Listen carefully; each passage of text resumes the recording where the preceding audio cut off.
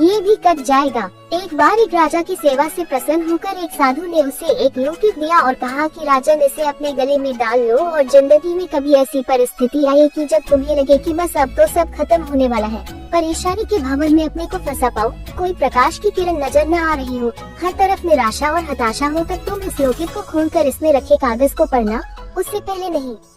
राजा ने वह लोकेट अपने गले में पहन लिया। एक बार राजा अपने सैनिकों के साथ शिकार करने घने जंगल में गया। एक शेर का पीछा करते करते राजा अपने सैनिकों से अलग हो गया और दुश्मन राजा की सीमा में प्रवेश कर गया। घना जंगल और सांझ का समय, तभी कुछ दुश्मन सैनिकों के घोड़ों की टापों की आवाज राजा को आई और उसने भी अपने घोड़े को ही लगाए। राजा आगे आगे, दुश्मन सैनिक पीछे पीछे। बहुत दूर तक भागने पर भी राजा उन सैनिकों से पीछा नहीं छुड़ा पाया।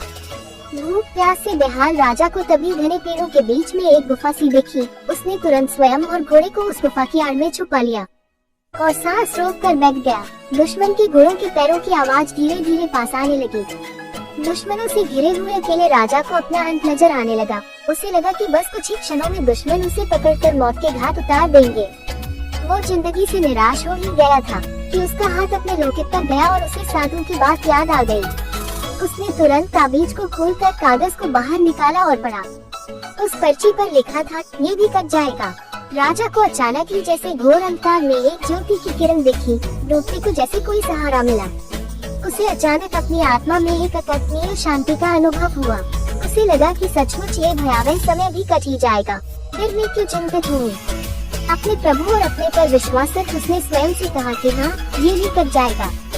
और हूँ अभी यही। दुश्मन के घोड़ों के पैरों की आवाज पास आते आते दूर जाने लगी। कुछ समय बाद वहाँ शांति छा गई।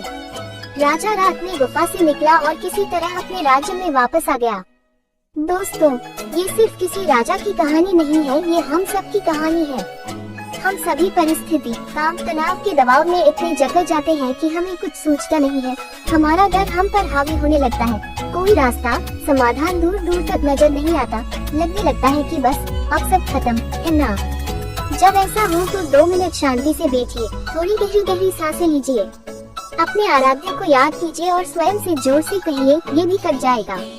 आप देखिएगा, एकदम से जादू सा महसूस होगा और आप उस परिस्थिति से उबरने की शक्ति अपने अंदर महसूस करेंगे। आजमाया हुआ है, बहुत कारगर है। आशा है जैसे ये सूत्र मेरे जीवन में मुझे प्रेरणा देता है, आपके जीवन में भी प्रेरणादायक सिद्ध होगा। धन्यवाद।